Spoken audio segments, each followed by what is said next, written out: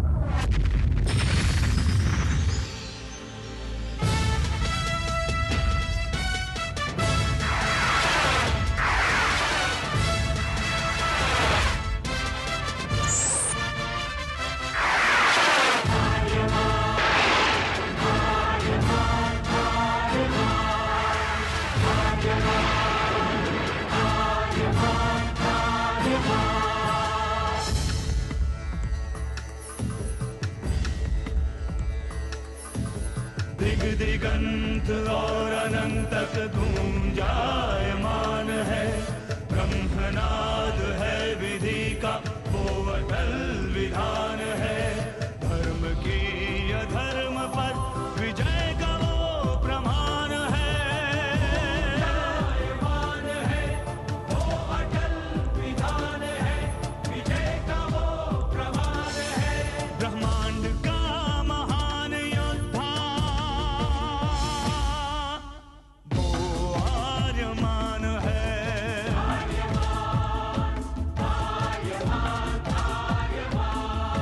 ब्रह्मांड का महान योद्धा वो आर्यमान है। आर्यमान है।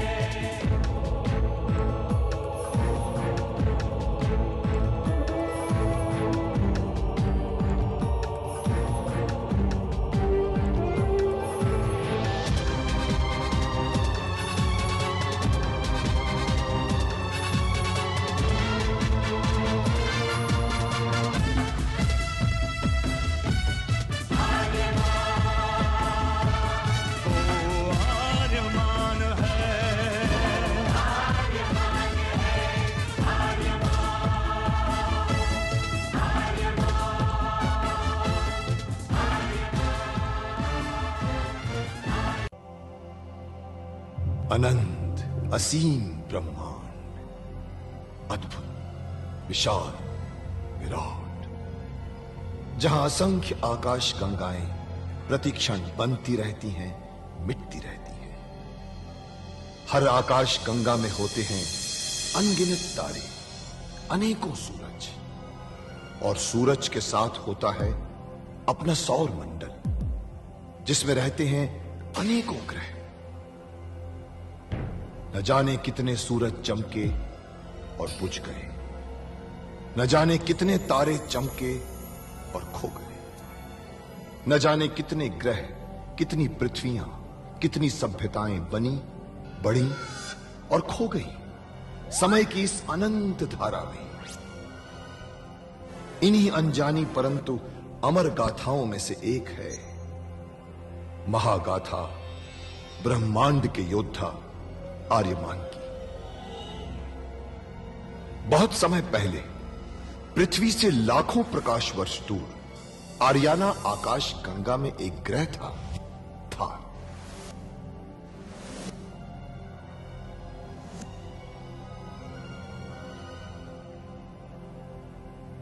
थार एक रेगिस्तान था, पानी की बूंद नहीं थी, फिर भी पूरे ब्रह्मांड के लिए मूल्यवान था थार, क्योंकि थार में थी ऐसी खाने जहां से दुर्लभ जीवनदायी पदार्थ निकलता था, जिसे थारस कहते थे।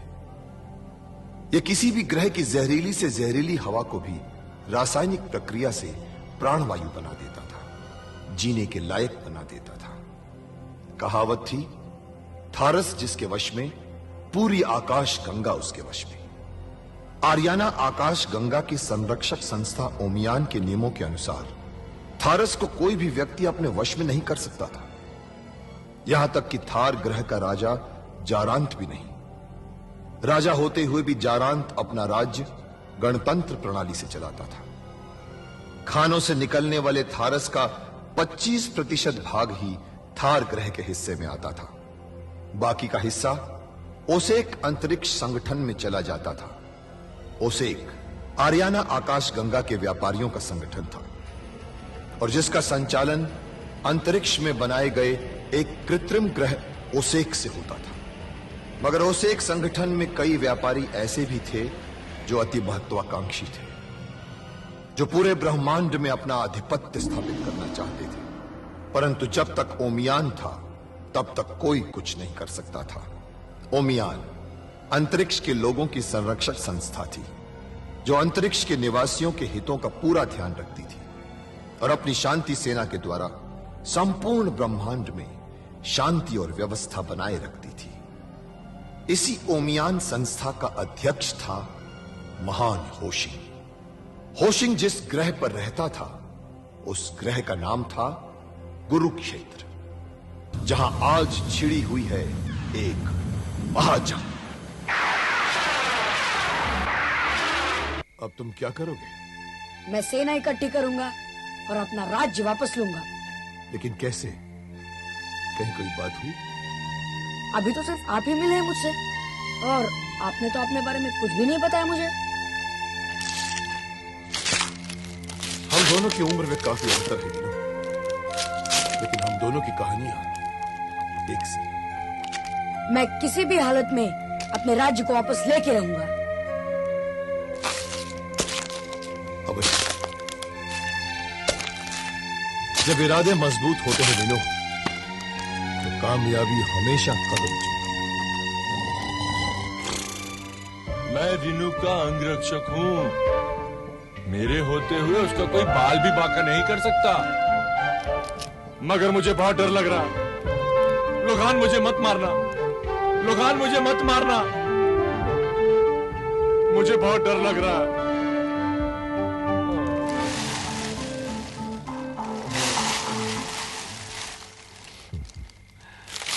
चलो मीनू, रात बहुत हो चुकी है, जाओ तुम भी जाकर आराम करो। और आप? नहीं, मैं तुम दोनों की हिफाजत के लिए जागूंगा। जाओ।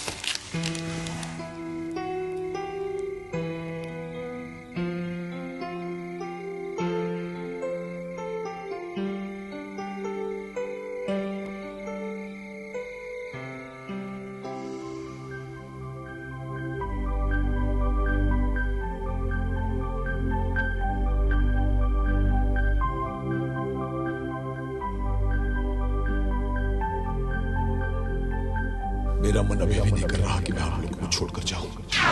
बेटा, अपनों की पीड़ा दूर करने की कोशिश तो हर कोई करता है, पर इंसान वही है बेटा जो दूसरों की पीड़ा दूर कर सके।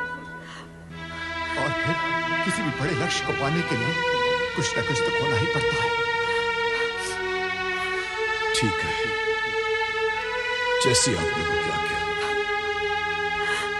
सत्य का कवच तेरे साथ।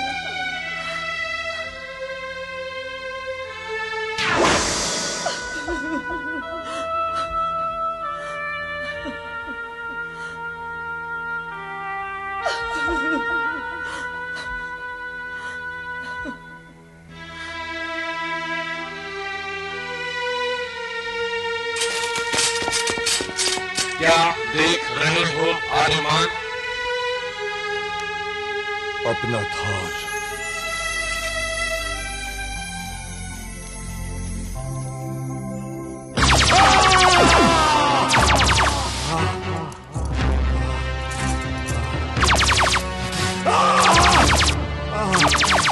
महाराज जारांत को मार महासामंत नारद की मेहमान नवाजी पसंद नहीं आई। ओमियान के सदस्यों से शिकायत करने जा रहे थे महाराज। उन्हें बताने जा रहे थे कि थार के लोग कितने कष्ट में हैं।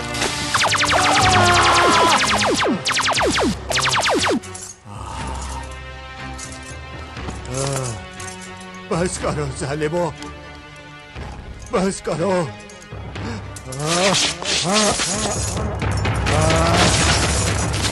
ठीक है, इस बार तो छोड़ देता हूँ।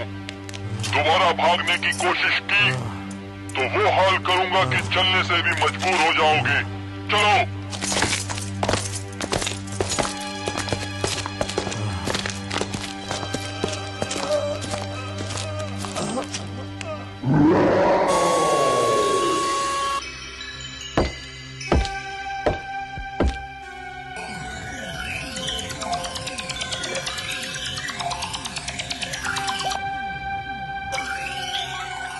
प्रणाम महासामंत नारद। तबीब, मेरी बेटी का पता मुझे अभी तक नहीं चला और सिर्फ माया ही उसका पता जानती है। तबीयत कैसी है उसकी? वो अभी तक होश में नहीं है। हम कोशिश तो पूरी कर रहे हैं मगर इन पर कोई असर ही नहीं होता। ये देखिए।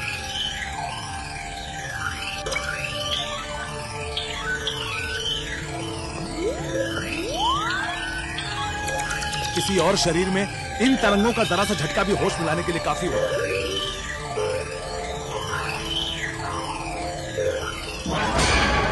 तबीब, ये क्या हुआ? माया कहां गई? हमारे साथ धोखा हुआ है महासामंत नारद। लगता है ये माया नहीं थी, उसकी प्रतिछाया थी जो प्रकाश कणों से बनी हुई थी, जो वास्तविकता का भ्रम दे रही थी। धोखा, महासामंत नारद के साथ धोखा। तबीब, आखिर माया ने संविधान की विद्या का प्रयोग हम पर कर ही दिया।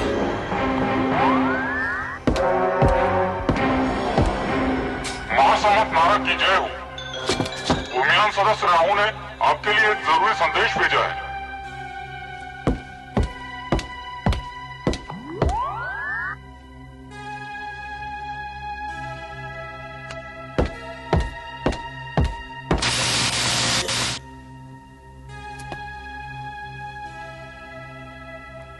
क्या समाचार लाए हो राहु?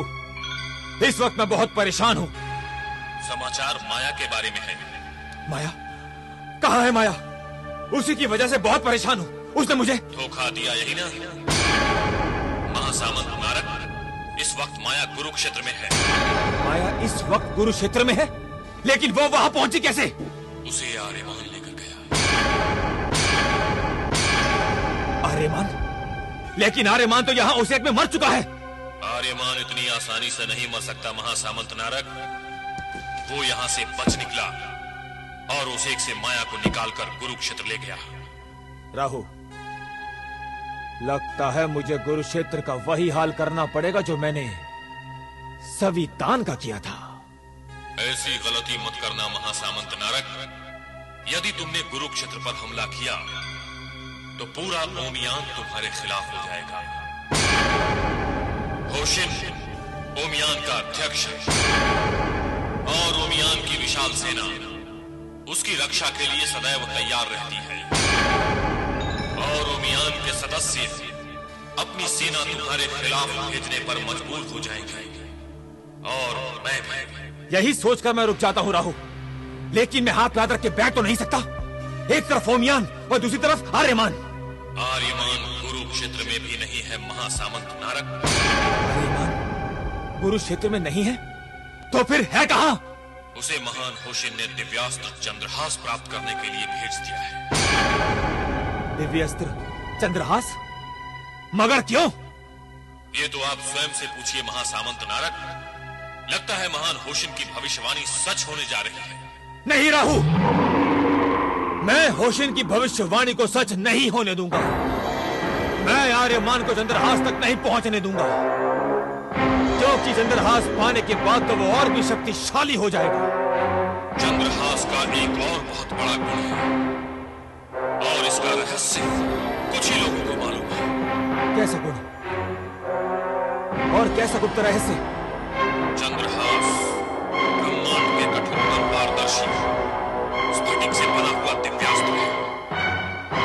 जब सूर्य की किरणें इससे गुजरकर जहां जहां पड़ती हैं, उस जमीन को थारस की खान बना देती है। आज तक कहावत यह है कि जिसके हाथ में थारस होगा उसके हाथ में ब्रह्मांड होगा। असली कहावत यह है कि जिसके हाथ में चंद्रहास होगी उसके हाथ में ब्रह्मांड होगा। तब तो चंद्रहास मेरे हाथ में होगी और ब्रह्मांड मेरे कदमों के नीचे। राहु, अब महासामंत नारद का सिर्फ एक ही लक्ष्य है, आर्यमान को पाना, जिंदा या मुर्दा।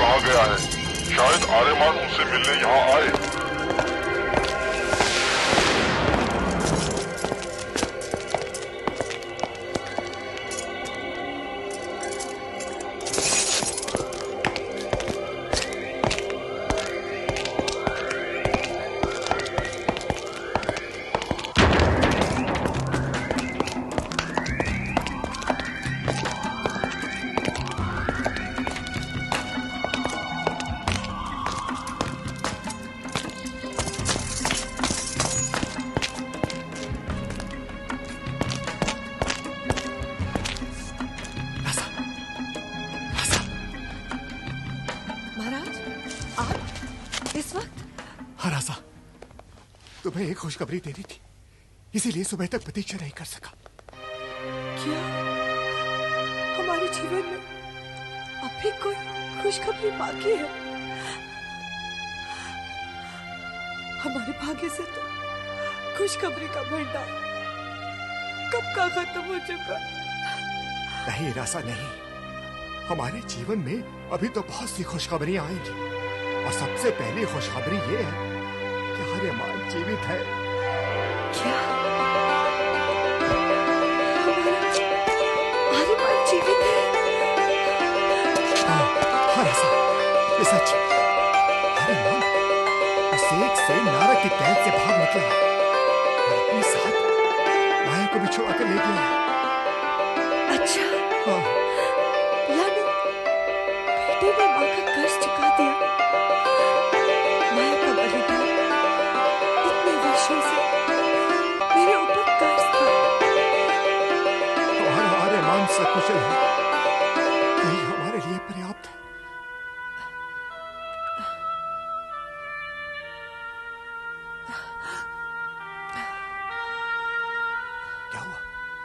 क्या हुआ राजा? महाराज, मुझे कुछ अजीब सा लग रहा है। ऐसा लग रहा है जैसे हमारा आर्यमान किसी मुसीबत में हो। हाँ महाराज, हमारा आर्यमान किसी मुसीबत में है। ये तो उसकी नियति है राजा। ये एक बात याद रखो, हमारा आर्यमान सबको मुश्किल से निकालने आया है, फिर वो खुद मुश्किल में कैसे पा सकता है? हमारा आर्यमान अगर किसी मुश्किल में होगा भी तो किसी की मुश्किल आसान कर रहा होगा, और जो दूसरों की मुश्किल आसान कर सकता है वो भला मुश्किल में कैसे फंस सकता है? तुम देखना राजा, हमारा आर्यमान किस तरह रास्ते के पत्थरों को सीढ़ी बनाकर हर मुश्किल पार कर जाएगा। बस तुम सिर्फ धीरज रखो। हाँ। हाँ।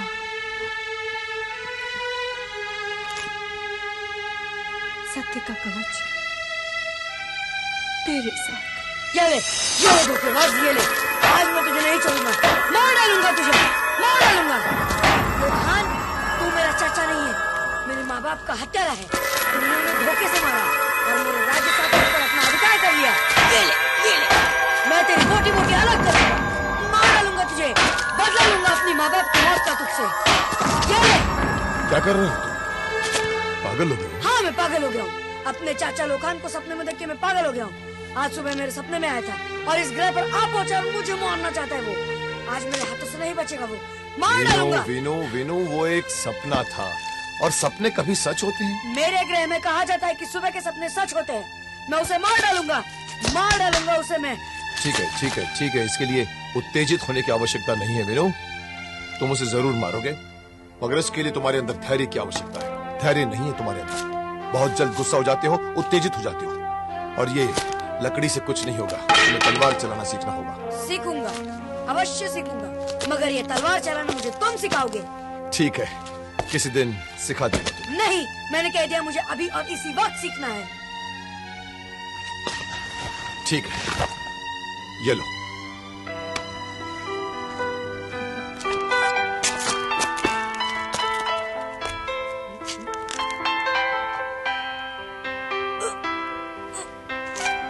ये ऐसे नहीं खुलेगी वीनू, इसका एक खोलने का तरीका होता है। वही तरीका तो सीखना चाहता हूँ आर्यमान, क्योंकि जब जमीन के नीचे उन दैत्यों को मारने के लिए तुम्हारे इस विद्युत तलवार को इस्तेमाल करना चाहा तो वो नहीं खुली थी। ठीक है, मैं तुम्हें बताता हूँ। देखो, इसे पकड़ते वक्त यहाँ तो मजबूती रहती है, मगर एक कलाई पर ढीला पड़ जाता है, लचक रहती है, ताकि दुश्मन से लड़ते वक्त तुम्हारी कलाई इतनी लचकदार होनी चाहिए कि हर दिशा में तुम तलवार को घुमा सको। समझ गए? तो पकड़ते वक्त यहाँ पर मजबूती और यहाँ पर लचकदार, और फिर इसे यहाँ से दबाना पड़ता है, लेकिन इसके लिए साधना की आवश्यकता है। इतना आसान मत समझो इसे। देखा? वाह। और फिर इसे बंद करते समय भी उसी तरह से यहाँ पर मजबूती और यहाँ पर लचकदार, और इसे दबाते ही देखा बंद हो गया। अरे इसमें कौन सी बड़ी बात है आर्यमान, ये तो बहुत आसान है, मैं भी कर सकता हूँ। करो। करो।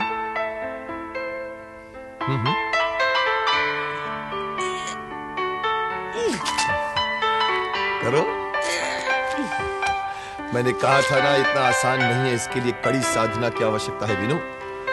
एक तो तुम्हारी पकड़ यहां से ठीक नहीं है, और दूसरा तुम्हारे अंदर धैर्य नाम की कोई चीज नहीं। इसको खोलते वक्त और इसको इस्तेमाल करते वक्त एक दूसरी बहुत जरूरी चीज है, वो है धैर्य। तुम बहुत गुस्से वाले हो, पहले अंदर अपने धैर्य लेकर आओ। जिस दिन तुम्हारे अंदर धैर्य आ जाएगा, इस तलवार को तुम खोलना भी सीख जाओगे, इसे इस्तेमाल करना भी सीख जाओगे। ठीक है? आज के लिए ये अजीब ग्रह है, यहाँ पर इतने पेड़ पौधे होने के बावजूद कोई बस्ती नजर नहीं आ रही, न मनुष्य न मनुष्य की जात। और जो दिखाई भी पड़े वो भी दानव, पिशाच, आदमखोर, जो शिकार करते हैं जमीन के ऊपर रहकर मगर रहते हैं जमीन के अंदर। मैंने तो वहाँ पे बहुत सारे यंत्र देखे थे, पर सब बंद। वीनू, वो यंत्र किसी पुरानी सभ्यता और पुराने समय के लग रहे थे, और वो लोग भी मुझे इस ग्रह के नहीं लग रहे थे। जब वो इस ग्रह के वासी नहीं थे, तो जमीन के अंदर क्या करने गए? जीपो, मैं समझता हूं कि वो लोग किसी और ग्रह से यहां पर आए होंगे, और यहां आने के बाद में उन्हें जमीन के अंदर जाने का मार्ग मिल गया होगा। और जब वो लोग वहां नीचे पहुंचे होंगे तो वहां उन्हें अपने रहने के लायक जगह मिल गई और छुपने का स्थान भी, और इसीलिए उन्होंने उस जगह को अपना अड्डा बना लिया।